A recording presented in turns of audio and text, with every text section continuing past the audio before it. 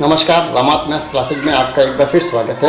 आज हम सीखेंगे प्रश्नमाला 2.3 के प्रश्न संख्या 1, 2 और 3। इनको हम हल करेंगे।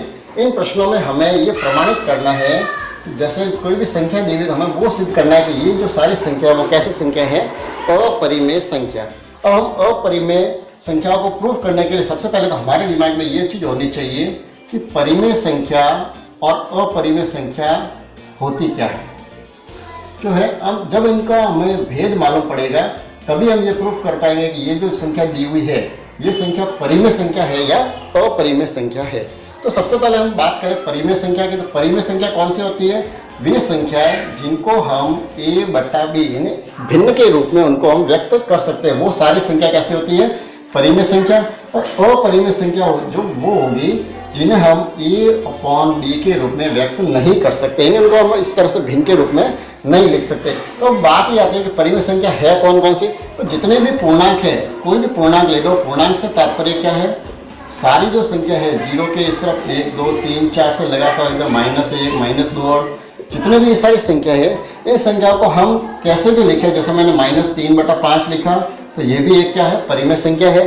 या 2/6 लिखा, ये भी एक परिमेय संख्या है। कोई भी जो संख्या है जो पूर्णांकों से बनती है उन सबको हम अगर भिन्न के रूप में लिख सकते हैं तो वो संख्या तो कहलाती है परिमेय संख्या।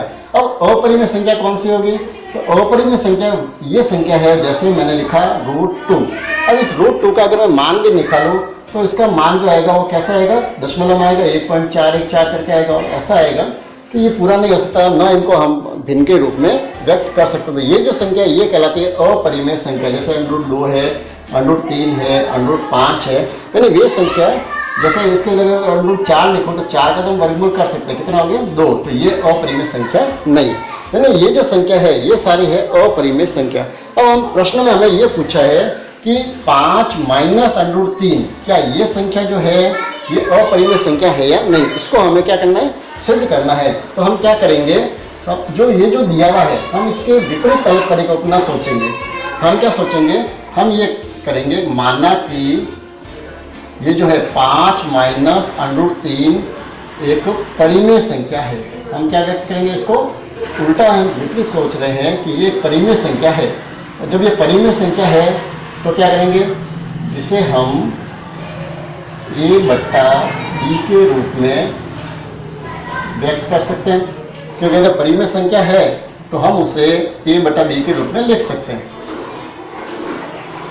व्यक्त कर सकते हैं। अब यहाँ पर हमें ये ध्यान रखना है, a और b क्या है? a और b जो है वो सह-अभाज्य संख्या है।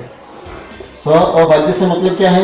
यानी ऐसी संख्या है जो किसी से विभाजित नहीं होती है। यानी जैसे मैंने उदाहरण के लिए लिखा 3/5, तो ये जो दोनों है किसी से विभाजित नहीं है। लास्ट जो इसका भाग है वो ये वाला है। ठीक है, अब क्या करना है? हम इसको व्यक्त करते हैं, जैसे 5 - √3 इसको हमने मान लिया, क्या माना? एक परिमेय संख्या मानी, जैसे a/b। ये हमने क्या किया है? सपोज किया है, सोचा है कि ये जो संख्या वो एक परिमेय संख्या, परिमेय संख्या जिसको अपन ऐसे भिन्न के रूप में लिख सकते हैं। अब हम क्या करेंगे? इसका करते हैं पक्षांतर। ये तो 5 इस a/b को इधर ले आते हैं, ये तो हो गया माइनस में a/b, और ये √3 जो माइनस में है तो पक्षांतर जब करेंगे तो ये हो जाएंगे प्लस के √3। अब हम क्या करते हैं? अपॉन में 1 लिख के इसका लसअप ले लेते हैं। एलसीएम क्या आ जाएगा? b, 1 का भाग b में दिया b बार, b को 5 से जब इंटू करेंगे तो ये तो हो गया 5b, माइनस इधर b का b में भाग दिया 1 बार, 1 को जब a से गुणा करेंगे तो 1। ये इसका एक हल आया है। अब यहाँ पर हम ये सोचे, देखिए यहाँ पर हमें क्या क्या मिला है? a मिला है और b, और साथ में एक लिखा हुआ है 5। तो अब देखिए a और b हमने कैसे माने? कोई भी अभाज्य संख्या, लेकिन है कैसे? ये पूर्णांक है।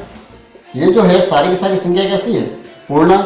अब देखो किसी भी पूर्णांक, जैसे ये पूर्णांक है, कुछ भी मान लिया हमने, पूर्णांक को अगर 5 से गुणा करेंगे तो भी हमें क्या मिलेगा? पूर्णांक ही मिलेगा। अब उसमें से अगर अपन कोई संख्या अगर माइनस करें तो भी हमें कोई ना कोई पूर्णांक की संख्या मिलेगी। और जब इसको हम किसी पूर्णांक से भाग दे रहे हैं तो भी हमें क्या मिलेगा? कोई न कोई इस तरह से अपॉन में ही संख्या मिलेगी। यानी कहने का मतलब है a/b का ही हमें कोई न कोई एक रूप मिलेगा। इसका मतलब तो ये हुआ कि ये जो आंसर क्या आ रहा है? यानी 5b - a/b, ये जो हमें मिल रहा है, ये क्या मिल रहा है? हमें जो है ये एक परिमेय संख्या प्राप्त हो रही है। कैसे संख्या प्राप्त हो रही है? परिमेय संख्या यानी भिन्न के रूप में ही कोई कोई हमें संख्या प्राप्त करी। इसका मतलब तो ये हुआ कि √3 जो है वो भी क्या है, एक परिमेय संख्या होनी चाहिए। इसके हिसाब से तो ये जो है √3 है वो कैसी संख्या होगी, परिमेय संख्या। लेकिन वास्तव में √3 जो है वो परिमेय संख्या नहीं है। इसका मतलब ये हुआ कि हमने जो परिकल्पना की वो सारी परिकल्पना हमारी कैसी है, गलत है। तो हम ये लिखेंगे कि ये जो है जो √3 जो है कैसी है, अपरिमेय संख्या है, परिमेय संख्या ये नहीं है। यानी ये जो हमारा जो ये पूरा जो हमने प्रोसेस किया है ये हमारी गलत परिकल्पना के कारण प्राप्त हुआ है। तो हम अंत में ये लिखेंगे, अतः ये जो है क्या 5 माइनस √3 कैसी संख्या है, एक अपरिमेय संख्या है, अपरिमेय संख्या है। चलिए अब प्रश्न हम दूसरे को हल करते हैं। दूसरा जो प्रश्न है उसमें लिखा हुआ है कि सिद्ध कीजिए कि निम्नलिखित संख्या अपरिमेय संख्या है। पहला प्रश्न दिया हुआ है 1/√2, दूसरा है 6 + √2 और तीसरा है 3√2। यानी 3 तरह के प्रश्न दिए हुए हैं, बिल्कुल पहले से ही रिलेटेड है, बिल्कुल उसके जैसे ही प्रश्न है जैसा हमने पहला प्रश्न हल किया। तो इसमें भी हमें क्या करना है, सबसे पहले हम पहले प्रश्न को हल करते हैं। पहला जो प्रश्न है उसमें हमें क्या प्रूव करना है, 1/√2 जो है वो कैसी संख्या है, अपरिमेय संख्या। तो वही हम सबसे पहले क्या करेंगे, पहले माना कि 1/√2 जो है वो कैसी संख्या है, एक परिमेय संख्या है। इसमें भी हम वही मानेंगे, क्या मानेंगे हम कि 1/√2 जो है कैसी संख्या है, परिमेय संख्या है, सॉरी। तो परिमेय संख्या है तो हम इससे क्या कर सकते हैं, वो का वो जैसा हमने पिछले प्रश्न में किया था, इसको हम a/b के रूप में व्यक्त कर सकते हैं। अब हम जब व्यक्त कर सकते हैं तो अब हम क्या करेंगे, अब मुझे यहाँ पर एक काम करना है, ये √2 जो नीचे आ रहे हैं इसको हम यहाँ ऊपर लाने की कोशिश करते हैं। इसको ऊपर लाने के लिए क्या करना पड़ेगा, यहाँ हम थोड़ा सा काम करना पड़ेगा। मैं इसको √2/√2 से इंटू कर रहा हूँ। देखिए √2/√2 से इंटू करने का यहाँ अर्थ कुछ भी नहीं, दोनों को अगर कैंसिल कर दे तो हम 1 प्राप्त हो सकता है। तो यहाँ मैं क्या कर रहा हूँ, जब इंटू करेंगे तो देखो 1 को √2 से इंटू किया, क्या मिला √2, और नीचे √2 को √2 से जब गुणा करते हैं तो हमें क्या मिलते हैं, देखिए जब भी √2 का गुणा √2 से करना हो तो इसका अर्थ क्या हुआ, 2 दूनी कितने हो गए 4, और 4 का वर्गमूल कितना होता है 2। यानी √2 का √2 से जब गुणा किया तो हमें कितने मिले 2। ये हमें प्राप्त हो गया है a/b का मान। अब हम √2 का मान के इस 2 को यहाँ से पक्षांतर कर देते हैं तो हमें क्या मिला, √2 बराबर ये 2 जो भाग में है वो यहाँ गुणा में आ जाएंगे, तो ये हो गया 2a/b। ये हमें एक प्राप्त हुआ है। अब हम यहाँ पर वही चर्चा करें, पिछली बार जो देखा है यहाँ पर देखिए 2 क्या है, 2 है, ये a है और b है, ये भी सभी क्या है, पूर्णांक है। जब पूर्णांक है तो जब इन 2 पूर्णांकों का हम गुणा करेंगे तो भी हमें क्या मिलेगा, एक पूर्णांक ही मिलेगा, और नीचे भी क्या है पूर्णांक। और जब इसको इस तरह से हम व्यक्त कर सकते हैं, इसका अर्थ तो ये हुआ कि 2a/b जो है वो हमें कैसी संख्या मिलेगी, एक भिन्न के रूप में संख्या मिलेगी। और इसका अर्थ ये हुआ कि ये कैसी संख्या है, परिमेय संख्या है। तो इसके हिसाब से √2 है वो भी कैसी संख्या होनी चाहिए, परिमेय संख्या। लेकिन वास्तव में ऐसा नहीं है, √2 कैसी है, अपरिमेय संख्या है। तो इसका अर्थ ये हुआ कि 1/√2 भी कैसी संख्या होगी, परिमेय संख्या नहीं हो सकती, कैसी संख्या होगी, अपरिमेय संख्या। तो इसका अर्थ ये हुआ कि जो हमने परिकल्पना की है वो परिकल्पना हमारी कैसी है, गलत। ये हमारा जो सारा जो परिणाम है वो गलत कल्पना के कारण आया। तो इसका अर्थ ये हुआ कि 1/√2 जो है वो कैसी संख्या है, अपरिमेय संख्या है। तो इसी तरह से हम अगला प्रश्न को भी हल करते हैं। चलिए दूसरे प्रश्न की तरफ बढ़ते हैं। इसका दूसरा जो प्रश्न है वो दिया हुआ है 6 + √2। तो इसको भी हम वही सबसे पहले हम ये मानेंगे कि 6 + √2 जो है वो एक कैसी संख्या है, परिमेय संख्या है। हमें यह प्रूफ तो क्या करना है, ध्यान रखना, अपरिमेय संख्या व्यक्त करना है। लेकिन हम पहले ये मानेंगे ये कैसी संख्या है, परिमेय संख्या है। तो ये परिमेय संख्या है तो इसे हम कैसे वही पूर्व की बातें a/b के रूप में हम इसको व्यक्त कर सकते हैं, क्योंकि जब ये परिमेय संख्या जिसका कोई ना कोई मान जरूर आएगा। यहाँ से चलिए पक्षांतर करते हैं, क्या बचा, √2 बराबर ये हो गए a/b + 6 के हो जाएंगे इधर -6। इनका थोड़ा हम क्या करेंगे, इसको यहाँ इनका लसब ले लेते हैं, b और 1 का लसब कितना है b का भाग b में एक बार, 1 को a से गुणा किया, a इधर 1 का भाग b में b बार, b को 6 से गुणा किया 6b। ये हमें एक प्राप्त हुई है संख्या, जो परिणाम प्राप्त हुआ है। अब हम इसमें भी देखें तो यहाँ पर हमारे पास a है, 6 है और b है, 3 चीज़ें सारे क्या है, पूर्णांक है। अब इन पूर्णांकों की हम चर्चा करें तो ये पूर्णांक है, उसमें से अगर हम माइनस करें, क्या माइनस करें, 6 और बी, यानी बी को अगर 6 से गुणा करें किसी भी पूर्णांक को, मान लें ये -4 है, -4 को 6 से गुणा करें तो कितने हो जाएंगे, -6 का 4 से किया -6 24 हो जाएंगे, और 24 और ये भी कोई संख्या होगी, नहीं कुछ ना कुछ इसका मान जरूर आएगा प्लस में या माइनस में। उसके बाद में नीचे अपॉन में क्या लिखा हुआ है, बी, यानी कुछ भी पूर्णांक है तो ये भी, इसका अर्थ तो ये हुआ कि ये जो पूरा है हमें इस भिन्न के रूप में मिलेगा, मतलब a माइनस 6b अपॉन जो b है, ये एक ऐसी संख्या होगी, परिमेय संख्या ही प्राप्त होगी। जब ये सारे के सारे पूर्णांक है तो हमें इसका जो मान मिलेगा वो कैसा मिलेगा, एक परिमेय संख्या ही हमें प्राप्त होती है। तो इसका अर्थ तो ये हुआ कि जब ये परिमेय संख्या है तो ये √2 भी कैसा होना चाहिए, परिमेय संख्या ही होनी चाहिए। इसका अर्थ तो ये हुआ कि √2 जो है वो कैसी संख्या होनी चाहिए, परिमेय संख्या होनी चाहिए, लेकिन वास्तव में ऐसा नहीं है। आखिर होनी चाहिए लेकिन वास्तव में √2 जो है वो क्या है, परिमेय संख्या नहीं है। इसका अर्थ ये होगा जो हमने परिकल्पना की वो सारी परिकल्पना हमारी गलत है, और हम लिखेंगे अतः 6 प्लस √2 जो है वो कैसी संख्या है, अपरिमेय संख्या है। इसी तरह से जो तीसरा जो प्रश्न है इसको मैं पूरा हल नहीं कर रहा हूँ, आपको एक हिंट्स बता देता हूँ। इसमें अपन क्या करेंगे, 3√2 इसको भी अपन क्या मारेंगे, वही a अपॉन b मान लेंगे इसी तरह से।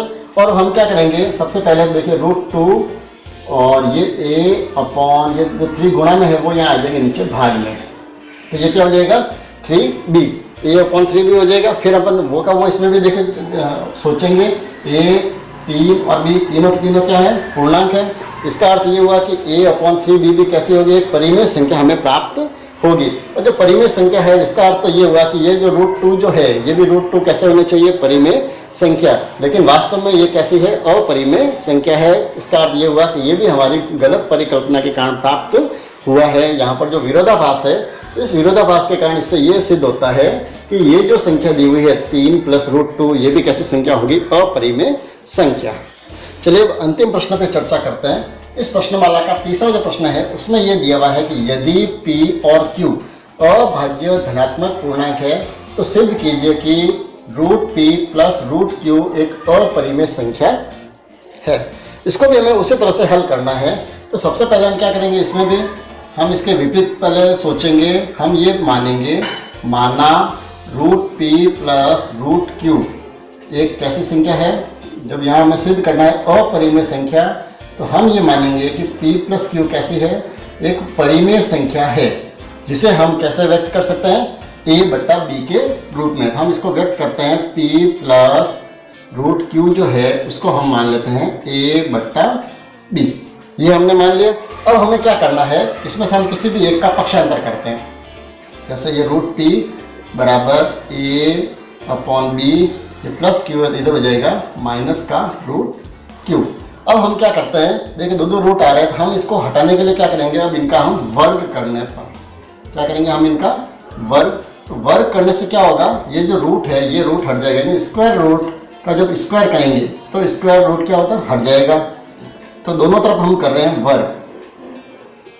ध्यान से देखिए, ये प्रश्न थोड़ा सा अलग है, बहुत ही मोस्ट सवाल ये भी परीक्षा में आता रहता है। तो हम क्या करेंगे, इनका वर्ग कर रहे हैं। जब p का हम स्क्वायर करेंगे तो ये तो क्या हो जाएगा p, यहाँ से रूट और स्क्वायर दोनों कट जाएंगे। कैसे कटेंगे, उदाहरण के लिए देखो, जैसे अगर मैं √2 का स्क्वायर लिखूँ तो क्या हो जाएगा, इसका अर्थ क्या हुआ, √2 इंटू √2 कितने हो गए, √4 यानी 2। तो सीधा सा अर्थ है क्या हो गया, रूट और स्क्वायर जो करेंगे तो ये दो अंदर जो मान है वो मान ऐसा कैसा हमें प्राप्त हो जाएगा। तो यहाँ पर भी √p का स्क्वायर है तो इसका अर्थ क्या हुआ, p। अब हम इधर देखिए a upon b minus q का होल स्क्वायर है, तो इसे हमें x माइनस y का होल स्क्वायर से हम इसको सॉल्व करेंगे। ये सर्व समीकरण है, इसको कैसे हल करते हैं, x square minus 2xy plus y square, यही सर्व समीकरण। इस सर्व समीकरण के आधार पर हम इसको हल करने की कोशिश करते हैं। सबसे पहले ये है हमारा x की जगह क्या है, a अपॉन b, और y की जगह है √q। तो सबसे पहले क्या आता है, x स्क्वायर, तो इसका स्क्वायर कर देते हैं, ये तो हो जाएगा a स्क्वायर। चलिए पहले ऐसे लिख देते हैं, a अपॉन b का स्क्वायर, ये तो हो गया x स्क्वायर। फिर माइनस 2xy, x की जगह तो क्या है a अपॉन b, और y की जगह क्या है √q, प्लस y का स्क्वायर की जगह हो गया √q का होल स्क्वायर। चलिए इसको हल करें थोड़ा सा, ये तो क्या हो जाएगा, देखिए a स्क्वायर अपॉन हो गया b स्क्वायर माइनस यहाँ देखिए कुछ भी कर तो नहीं सकता, क्या हो गया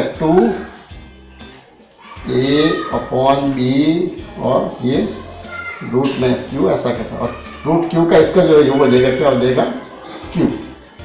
अब हमें क्या करना है, यहाँ से हम थोड़ी सी मशक्कत और करनी है। हमें क्या करना है ये जो है जो क्यू वाला जो पोर्शन जहाँ रूट क्यू हमें मिले है उसका हम पक्षांतर कर देते हैं इस तरफ। थोड़ा ध्यान से देखिए, जो माइनस में है इसको मैं इस तरफ ला रहा हूँ तो क्या हो जाएगा, ये देखिए प्लस के हो गए 2a/b/q। इसका तो मैंने पक्षांतर कर दिया इस तरफ, जो माइनस का था इसको इस तरफ ले। अब पहले जहाँ तो बचे उसको मैं पहले लिख रहा हूँ, क्या क्या बचा देखो a²/b², और क्या बचा भाई q, और जो p का पक्षांतर इस तरफ कर रहा हूँ तो ये हो जाएगा -p। ठीक है, अब यहाँ पर हमें ये यहाँ पर मिले। अब हम क्या करेंगे, इसको ऐसे ही रख रहा हूँ मैं 2a/b और ये q, और इधर जो है इनका हम क्या करना पड़ेगा, इनका एलसीएम ले लेते हैं।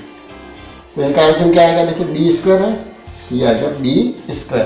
अब यहाँ पर b² का b² में मैंने क्या किया, भाग दिया एक बार, एक को a² से किया तो हमें मिला a² प्लस इधर 1 का b² में किया b² को q से गुणा कर देंगे तो ये हो जाएगा b²q माइनस इधर एक का भाग दिया b² में कितने बार b² बार, b² का माइनस p से किया तो माइनस b²p। ये हमें इस तरह से प्राप्त हुआ है। ठीक है, अब हमें क्या करना है, इससे आगे बढ़ते हैं। देखिए अब हमें क्या करना है, ये जो है क्या था इधर देखिए, सॉरी यहाँ पर लिखना भूल गई, रूट क्यू है। ये जो है आप इसे लिख रहा हूँ मैं यहाँ 2a/b root Q is equal to क्या आया था हमारे, देखिए इधर तो है a² प्लस b²q और माइनस है b²p, सॉरी, और अपॉन में है हमारे b²। ठीक है, अब हमें क्या करना है, ये जो है q रूट क्यू है, अब इसका मैं मान निकाल रहा हूँ। रूट क्यू बराबर क्या होगा, ये जो है a² plus b²q minus b²p upon है b², और ये जो आगे वाला भाग है इसको हम यहाँ भेज देते हैं पक्षांतर करके उस तरफ। जो भाग में है वो तो आ गया गुणा में, और जो गुणा में है वो आ जाएगा यहाँ नीचे भाग में। यहाँ पर देखिए b से b² को काट दिया, क्या बच गया b। अब रूट को क्यू का जो मान आया है थोड़ा बड़ा आया है, इसको देखिए ध्यान से, a² plus b²q minus b²p और अपॉन में है देखिए ये 2ab।